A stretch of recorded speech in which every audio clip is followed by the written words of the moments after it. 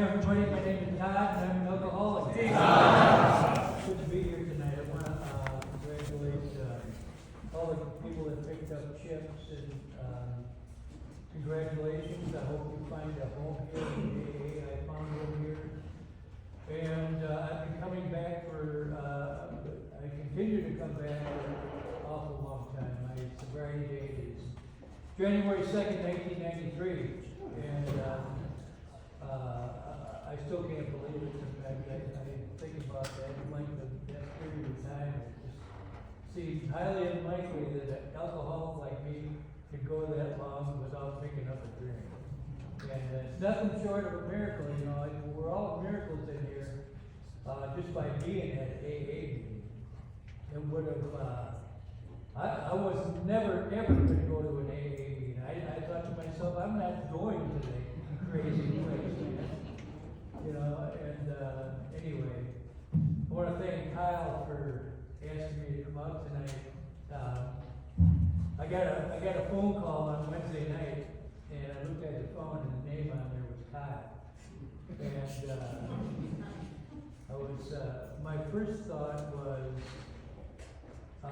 should I call him back? And my second thought was, yeah, maybe I better. I like coming here. You know, I've been coming around ever since this meeting started, and I don't know how long it's been. What is it, like 17, 18 years, something like that?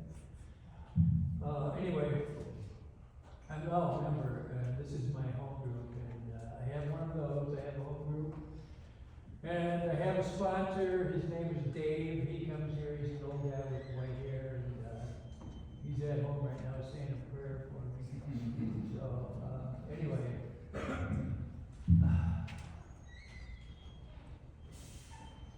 I want to tell you a little bit about growing up, and you know, I see things a lot different now. You know, AA has given me a kind of a different window to look out of. You know, it's there's a book called A New Pair of Glasses, and I don't see the world the way I used to. You know, I just saw it, and I had so much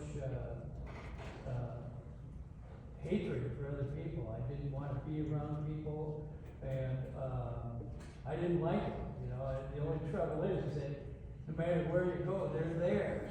And, you know, it was one of the reasons that I drank. I picked up my first drink in January. No, I can't remember, but I was in high school. I was a senior in high school, and I was just about ready to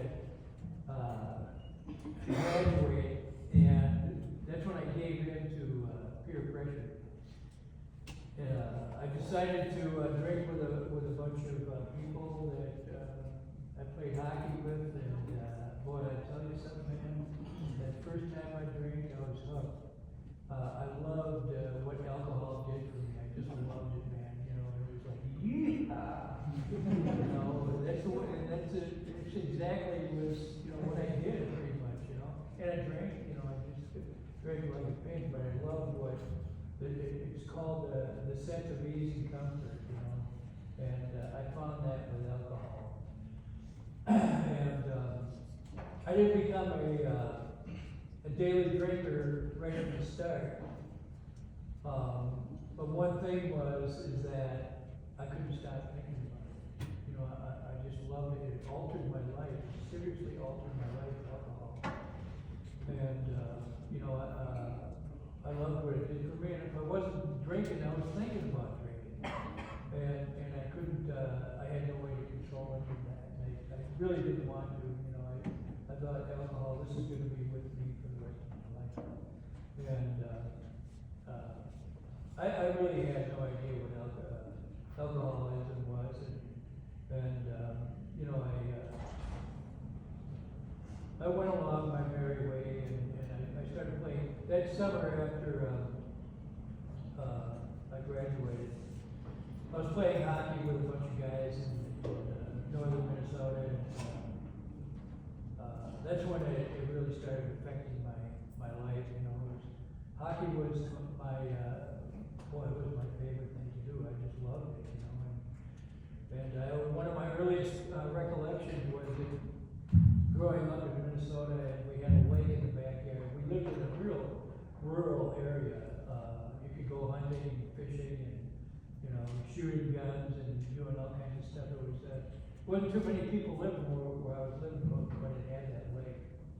And I can remember my earliest recollection was during a snowstorm, playing hockey with the other kids in the neighborhood. And I just loved it, you know. I think I was maybe 4 or 5 years old. And I remember telling my father, I went in the house after we were done, and I said, Dad, I'm going to be a hockey player. And from that young age, and I did, you know, I ended up being pretty good. But alcohol took all that away from me. And I you know, I wanted to do all the extra. My buddies would come and they'd say, Todd, come with us. You know, we're going to do some drills. We're going to go hit the ice and shoot some puck and do some drills. And I said, I'll be there. You know, and I meant it with every fiber in my body. And I couldn't do it, you know. I just couldn't do it.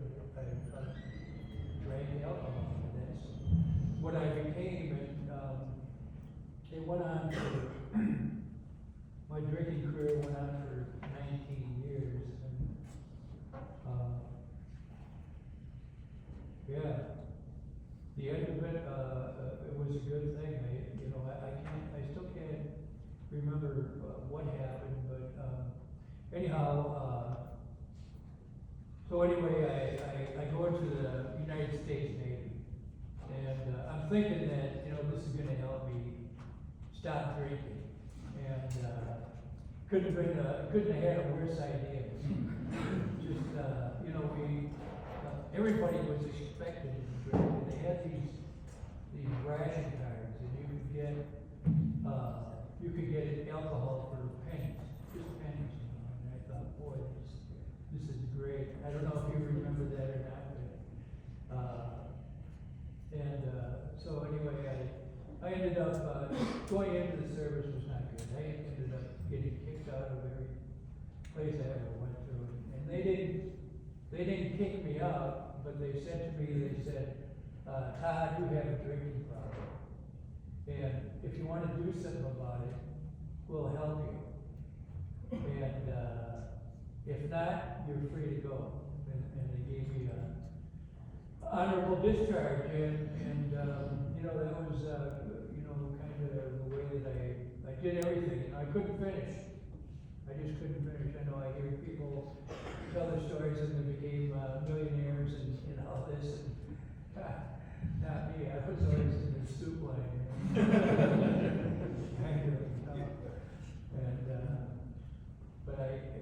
But once again, I had that obsession. I had the phenomenon of craving. Every time I took a drink, I wanted more, and it wouldn't stop until I was, you know, ran out or passed out. I should tell you, I got a job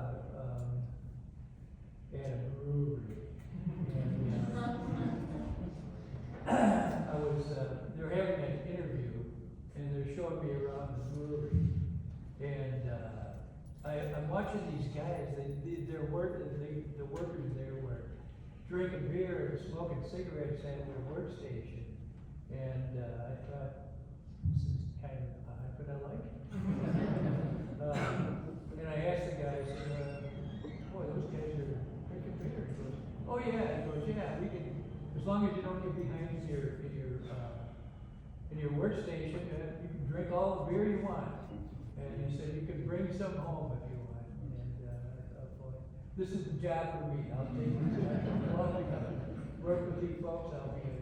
I'll stack cases of beer real nice and neat for you.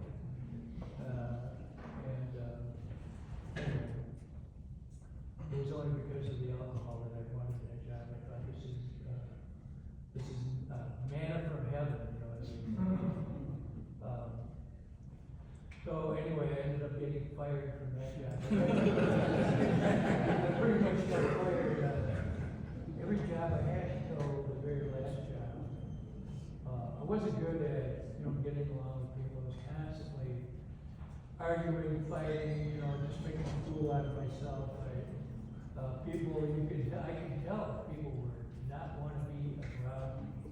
I couldn't figure out why, I just couldn't figure out. Because I was pushing them away. Yeah, I went to college, and the same thing happened. I started playing hockey in college. After that first summer, and I loved it, I couldn't get enough of it. That obsession was still with me, and ended up being removed. They told me, Todd, we don't need your help anymore. And they said, take your equipment. And it was affecting me, in a negative way. And I couldn't believe that they said that to me. I just couldn't believe it. I thought I was good enough to be able to do whatever I wanted to, but obviously I didn't understand the team concept that the coach was trying to put together. So after that, that's when I went into the Navy and got into all kinds of trouble, came back, and I got a job at the, I had to get a job somewhere. My folks, my dad was already disappointed, you could see the disappointment in his face when I told him that I was no longer playing hockey in college. He was really disappointed, and well, I'll tell you something, I'll never forget that look on his face, And that was, one of my reasons for wanting to do a next step, and make amends to my father, which I did. But I can't remember where I was at.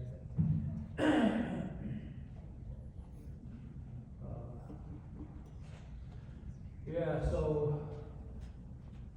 I went to treatment in 1986, I think it was. And I went to a place called Hazelden, and they had this halfway house.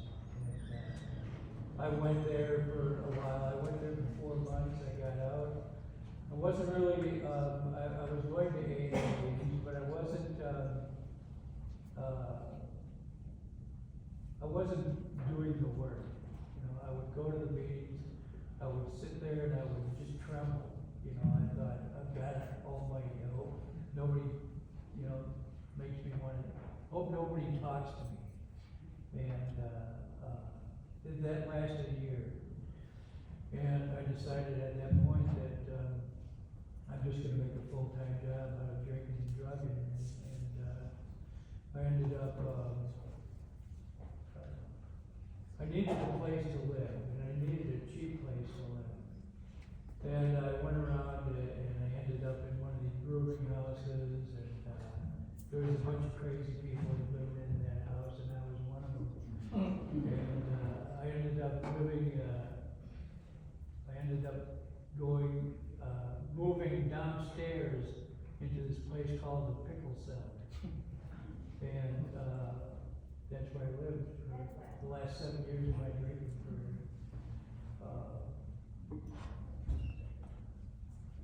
And when I looked at this place, I thought, boy, this is perfect for my needs, And it was just a place where I could hide. I still wasn't liking people too much, and I didn't want them around.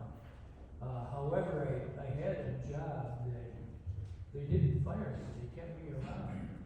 And while I was living in this pickle cellar, I worked at this hospital, and I was cooking food in there, and it was a decent, it was a union job, and we made good money, and so I got this pickle cellar to live in, and I can't remember what it was, like $50 a week or something, and I could barely pay that on time. I remember I'd get my paycheck, and I would cash it, and take exactly half the cash, and put it into an envelope, and mail it to myself. I read my own I read my own address on there. Friday was payday, and I would get that extra cash on like Tuesday. It didn't work very long, I just couldn't control it. By that time I was doing all kinds of drugs and whatnot, and, you know, I found out that, you can get a sense of ease and comfort with a lot more than alcohol. And, you know, that's what I did. I was doing everything. I know this is an AA meeting, but I think it's part of all of our lives, and I won't talk about it again, but, you know, so anyway, I'm living in this pickle cellar, and, I've got this job, and I walk to work every day. I can't, you know, afford a car. I just, I would dig into my alcohol money, you know, so, I'm walking to work, and, for 7 years, for that last 7 years. And, you know, for a large part of the time when I was walking to work, I'd look on the ground and I would hope that I would find a bag of money. And, you know, that's how sick I was, you know. But it was the only thing that gave me hope. You know, it was maybe I'd wake up in the morning, I'd go to that liquor store, them guys would be there with, I'd have my bottle of vodka in the paper bag waiting for me. And I went to that damn liquor store for about 7 years, man, every morning, damn near. And, so, after 7 years of that, one day I ended up, on my way to work, I was thinking to myself, this just isn't working, you know. And I'm kind of scared because I don't know what to do. How do I fight this? You know, how do I get sober and stay sober? I couldn't do either one. And so I was walking to work, and I get to work, and I don't know why I wasn't planning on doing this, but I said to my boss, Ross, I got to talk to you, man. I got a problem. He said, well, Todd, what is it? And I said, I can't stop drinking, and I don't know what to do. And I had no idea. At that point, I haven't had a drink since then, you know. And I was just so sick, and boy, I'll tell you, man, I was a wreck. And I made that declaration, and when I said that, he said, well, Todd, we gotta get you some help. And that scared me, you know. I didn't think, I wasn't sure if I wanted any help, you know. But I knew I couldn't do it on my own, and I thought to myself, well, why not give it a try? So I did, you know, and after a couple of months, wait a minute. Yeah, they got me into a treatment center in South Minneapolis, that's right.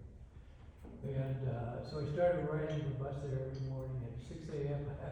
I'd catch the bus, and I rode this bus to Minneapolis, and I didn't know what I was getting myself into, you know. And I went to this room where we all gathered every morning, and I walked into the room, and I looked around, and I was the only Caucasian in there. And I thought to myself, I gotta get the hell out of here. That was my answer for everything. You know, I always ran away. And but this time I stayed, you know. I listened to them when they talked about the obsession that we have, you know, that we experience, and for the first time I identified with another human being, I think. The first time that I identified with another human being, but it was strong with this, and I liked what they said, you know, and it was one of those 28-day deals, you know, and I'm getting towards the end of it, and I'm starting to wonder, you know, I was starting to feel good, you know. I wasn't so. I wanted two things, you know. I didn't want to drink and drug anymore, and I wanted to feel better. And I was getting good with both of those things, you know. I was getting better. I didn't feel so angry, and boy, I had so much self-pity and anger, and God, it was, you know, it went on for 2 years. I didn't have a good 20 years, man. I mean, there might have been some that, but, so anyway, yeah, I'm at this treatment center, and I'm the only white person there, and, you know, blah, blah, blah. But I learned from them, you know, and I made friends with them. And after a while, I knew that I couldn't stay sober on my own. And I thought to myself, what am I going to do? I can't go back to that pickle cellar. I'm not going back to that pickle cellar. And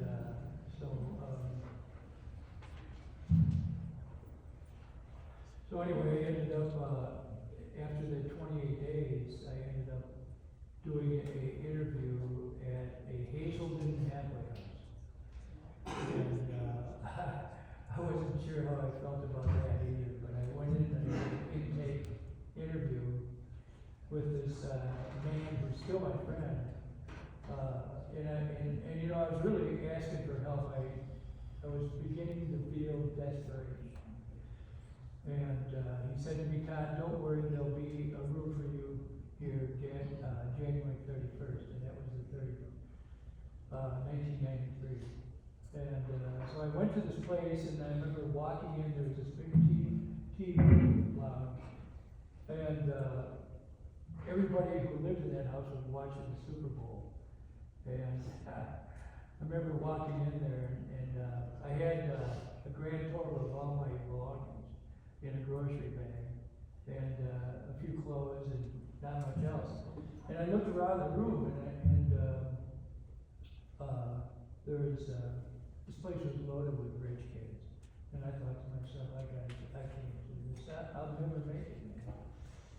But I decided to stay, and that's when some miracles happened for me. I started going to Alcoholics Anonymous, and there was a guy who came in a van, and every day after dinner, and I noticed all these people crawling into the van, and they were laughing and having fun, and I wasn't. So I knew that I was going to have to, and I dreaded coming to AA. I didn't want to come to AA then, and I just dreaded it. But I knew I had to get in that van. I had to get in the van. Where I got sober in Minnesota, they have a saying, and it's called "Shut up and get in the car." We had T-shirts with that on there, and also, there's one I particularly liked. The same way, be nice to the newcomer. They could end up being your sponsor. I've seen it happen. So anyway, I eventually get in the van. And I go to this meeting in Highland Park, and it's in a grade school or something. I don't know. So anyway, I want to do nothing but jibber jabber. You know, I'm nervous. I'm scared. I don't know what to do. You know, and so I'm going to meetings here at this place for a while, a couple of weeks, and after one of those meetings, these people that came up to me and kind of like surrounded me. I could tell they wanted to talk to me, and that kind of scared me too. But they told me something that I'll never forget. You know, it was 31 years ago, and they said to me, Todd, you don't have to drink anymore. They said to me, you can stay sober one day at a time for the rest of your life if you come and join us. And I bought into that. You know, I thought to myself, and I believed it. You know, I had no reason to believe it, but because I hadn't seen proof. You know, but it gave me hope. You know, that I think that's what gets most of us. You know, is not having any hope. That hopeless feeling is just terrible. Hurts like hell. But those people gave me hope, and they said to me, keep coming back, we need you here. And, well, nobody had ever said anything like that to me. And it gave me hope, and I felt like shot from a cannon, and got in that van, and they told me, he said, keep coming back, and I thought to myself, you're goddamn right, I'm coming back. And, I haven't had a vacation from AA, or anything, you know, just, in my sobriety. I've always been active, you know, with 50 days of sobriety, I started chairing meetings at the West End group. And, I remember at the end of the meeting, they asked, well, before we nominate somebody to be a chairperson, is there anybody here that would like to volunteer? And, I don't know why I did, but I raised my hand. And, I said, I'll try it. I don't know how to do it, but I'll try it. And, these two guys, they're still my friends, Greg and Tim. They're still my friends, you know, they guided me, they showed me how to make coffee, they showed me how to, we were cleaning ashtrays, you know, back then, setting up tables and chairs. And, you know, what that did for me is that, it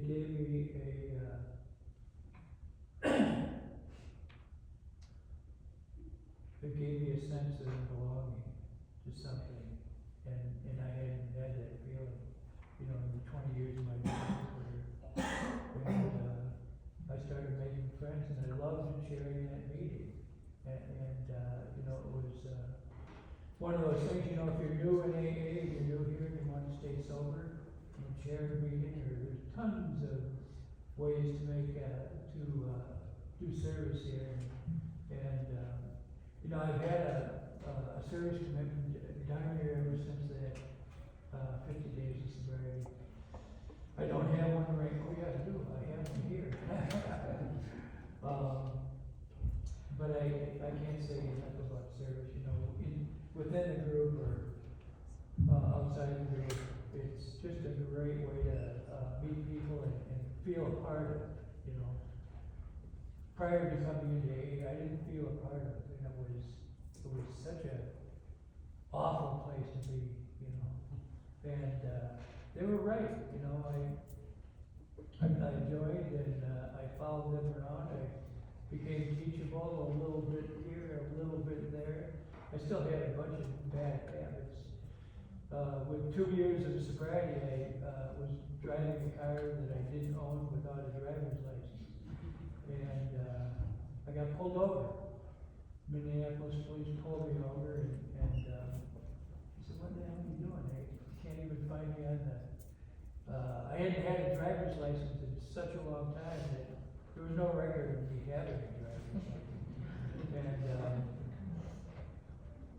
anyway, they took a car and I had to walk home and telling my sponsor about it, and he said, I said, Joe, what do I do here, man? You know, and he said to me, go to downtown Minneapolis in the courthouse and sit there and wait until all the other people have gone through their cases, and then talk to the judge. And I thought, what am I going to say? You know, and basically I told him the truth. I finally got my turn, and he said, what happened? Where have you been? You know, I told him, I said, I'm a recovering alcoholic. And I don't know, I have no excuse for anything that I've done. I just want to pay the money so I can start driving again. And this judge looks at me, he shakes his head, and he goes, I'm going to waive all those fines, and I'm going to, I had to get, reinstatement. He said, I'm going to waive the reinstatement fees. Basically, I got my license back without paying a cent. And all I did was be honest and not try to argue with anybody, you know. But yeah, so anyway, time went on, and 4 months of sobriety, something happened to me that I'll never forget. Again, you know, I was still working and cooking food at this hospital. And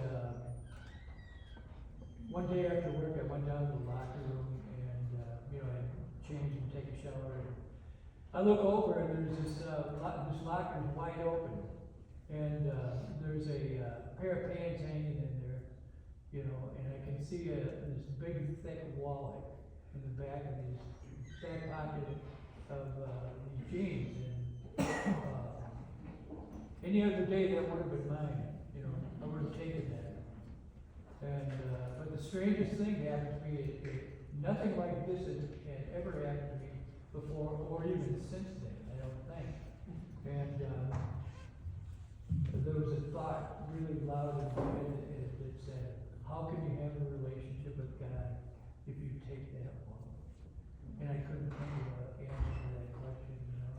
And I wanted so much to be sober. I wanted so much to finally do the right thing, you know, at least once in a while. And I was getting better at it little bit by little bit. So anyway, I did not steal that wallet, and I told my sponsors that I shut up, and they didn't do anything. Good old Joe. I love Joe, you know, he had me do some of the creating. Sometimes he would just say, Todd, shut up. Because I would just talk, and I would get going, and I would talk. You know, I was silent for so many years, and Joe was a great guy, and I still, I go up to Minnesota for, they have this really killer AA convention up there. I go up there and I see Joe, you know, and all my buddies and all my friends from, I spent first 10 years of my sobriety in Minnesota, and I had spent my whole life there, and I started coming down here on vacation, and I would go to Clearwater Beach, and I just loved it there, man. And, my vacations got longer and longer, and I was making some decent money. I had my own business, painting, and so I'm on the beach, you know, this is like my 5th or 6th trip, and I love it there, you know, the white sand and palm trees, you know, all that stuff. It just got to me. I couldn't let go of it, you know, it was always in my head. And I remember one day I was on a vacation. I was standing on the beach there, and a thought occurred to me. I can come and live here. You know, and I can come to this beach every day after work. And I did that, you know. I loved it here. I got involved with the, I had to find AA meeting, and I found one. I went to a couple places, I don't want to mention the names, Clearwater. It wasn't quite the same, and somebody told me, they said, Todd, you should go down to the Monday night speaker meeting. And I did. You know, I went down there, and boy, there was I'd never been to a meeting like that ever, man. I remember this was on Central Avenue, and they had greeters. They had 7 or 8 greeters, just like you do here. And, you know, greeting alcoholics into the church, and boy, I loved it, man. I fell in love with the Monday night speaker meeting, and I ended up going there for 18 years, and kind of grew out of it or something, I don't know, but boy, that meeting was great. I met Tommy and Johnny and Bill, and we went on road trips all the time. You know, we would go to Riverview, or we'd go to Sarasota, Fort Myers, Newell, or the Gulf Coast of Florida, go to these meetings and bring speakers, you know, and it was a blast, you know, and because I was starting to lose hope again, and I could remember leaving that meeting one night, leaving the Monday night speaker meeting, and thinking to myself, it's going to be okay. It's going to be okay.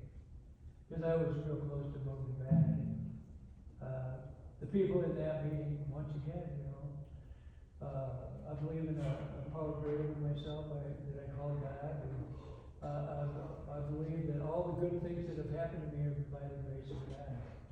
And most of the bad things that happened to me are because of my own damn fault. And I never thought that way before. And I was always wanting to blame other people, you know. I was a big finger pointer and point at other people, it's their fault, you know, it's not my fault. They're making me do it, you know,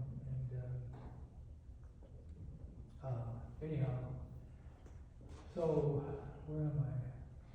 I just moved here, ended up getting a job with, two guys I met, one of my buddies at the Monday Night Speaker meeting was driving a limousine for a living, and he was making good money.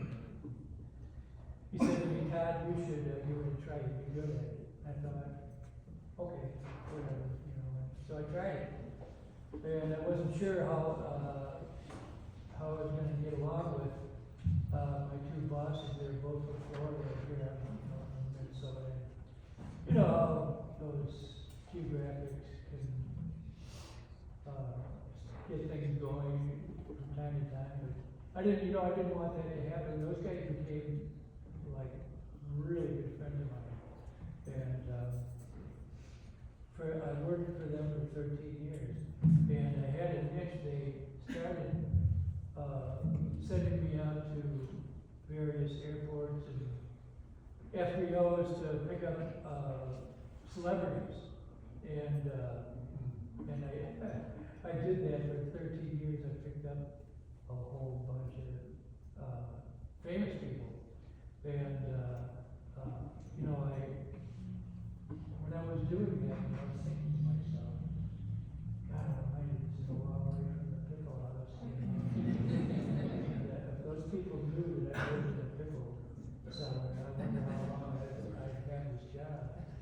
But it was Doug and Marcus. Doug, yeah, they're both from here. They're both, well, from Pinellas County. I ended up getting along with them really good. I don't know how, but, you know, AA has taught me a lot of things. You know, it taught me how to live, you know, and I didn't really, I didn't know how to live, you know, when I came into these rooms. I didn't know how to live. I didn't know how to love. I didn't know how to, I basically had to learn everything over again. You know, I remember Joe telling me, he would say, Todd, you gotta change everything. You gotta keep after it, you know. I bought into what he said. You know.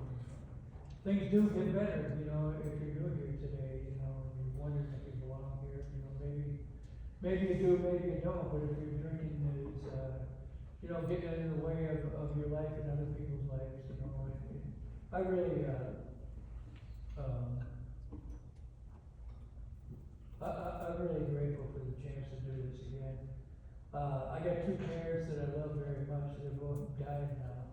But my dad, he died in 2004 during Hurricane Francis. And I was sitting at his bedside and, you know, spending time with my dad. I love my dad, man. He was a good father, man, I'll tell you. I probably played at least 400 hockey games and I don't know how many football games. He was there for every one of them, you know. He never missed a game. And I could hear him yelling up in that arena, yelling down at me, kick his ass. And I'd have to say things to tone it down a little bit. You could hear it all over the arena. Yeah, but I sat with my dad. I spent a lot of time with him, you know. When I moved out here, he called me up one day and said, Todd, we're coming, you know. And he came and joined me down here. And I think he knew he was going to pass away. I think he knew that he was dying. He had prostate cancer. And I remember talking to him on the phone one day, and he didn't sound right. He didn't sound like his normal self, you know. And I said, Dad, I'm going to come and see it. You know, I'm leaving tomorrow. I'm going to come up and see it. And I got there, and yeah, I took him to a hospital, and he had a bunch of tests done. And they found out that he was, you know, well into prostate cancer. God, man, I remember one day he coughed and he broke a rib. You know, I felt so bad for him, man.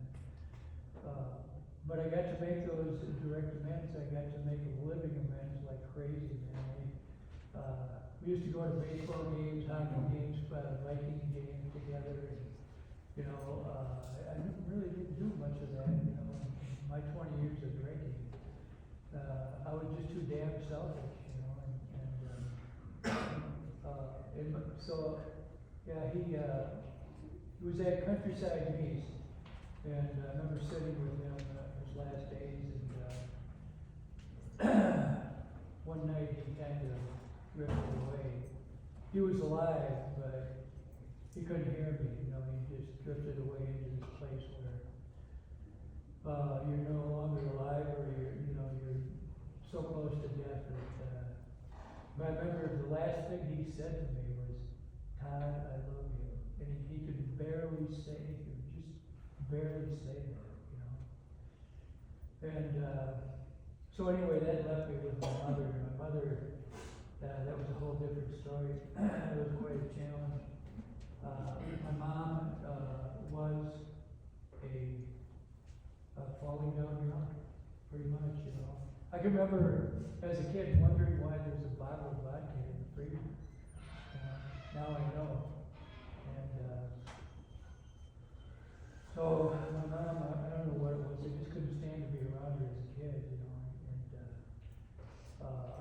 I couldn't figure out why, you know. I was just a little boy, and I just couldn't stand to be with her. And they kind of brought it into adulthood with me, and anyway, when my dad died, that all changed. I was thinking to myself one day, I felt really bad, you know, for my mom, and you know, me neglecting her and acting like he wasn't there, you know, that I thought to myself, she deserves better than that. You know, she raised me, she carried me, and she raised me, you know, and the fact that she was an alcoholic, she was just like me, you know, and I came to terms with that, and I made the direct amends, and boy, I made a lot of living amends. My dad was the kind of guy that was an alpha male. He did everything for her. She didn't have to do anything. He made the money, you know, he did everything but the laundry down here, you know, and my mom, she was a good mother, you know, she did the best that she could. And being with her was very difficult at first, you know, because I still carried around that resentment, and even though I made that direct amend, I knew that I was going to have to stay with her and take care of her. You know, just, I'll tell you something, love is changing your mother's diaper, I'll tell you. At first I thought to myself, oh boy, what did I get myself into? You know, but it was that same selfish guy that I had always been. I stayed with her for 2.5 years and took care of her, you know.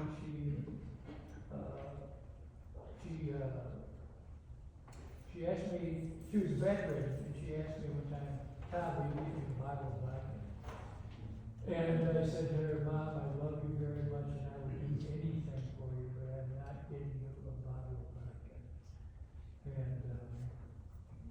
I did everything else for her, you know, and I made those living amends, and I went the extra mile, man. You know, I went broke, but I did it. I couldn't abandon her. I couldn't abandon my mother. I just couldn't do it. There was nobody else, you know, and God works in mysterious ways, but I'm glad it worked out that way, you know, because I was able to love my mother more than anything else in the world, and I never would have thought something like that would happen, you know. Only because of Alcoholics Anonymous and you people, you know, that things like that happen. And she was down on Pasadena Boulevard, right where it turns into the causeway there, the Corey Causeway. I went there every day to visit her, and you know, I changed her clothes. I did gave her made sure she got her medications, and I hoisted her into that wheelchair, and I took her for a walk every day for about 2 years. And our relationship changed immensely. And I found out who my mother was, and she found out who I was. And we walk the same route almost every day, and, these people in cars would be coming toward us and they honk and wave, you know, and, I just couldn't believe that, you know, they must have seen us out there, you know, I was out there every day, and, you know, yeah, you never know, you know, it just is, I love this program, you know, and I've done a lot of service work, you know, I try to prove it, and, I guess, love is something that, you know, I'm learning how to do now. I can jump in that, I can be good at that, and anyway, it's 8:50 and I'm, tired, I'm losing my voice. I'm sure you guys are too, but I just want to say, you know, to any newcomers, you know, if you want to stay sober, this is the place to do it. I wouldn't try to do it on my own. I wouldn't try to do it any other way. This is miracles happening in these rooms, and you come around long enough to see it happen right in front of your eyes. So anyway,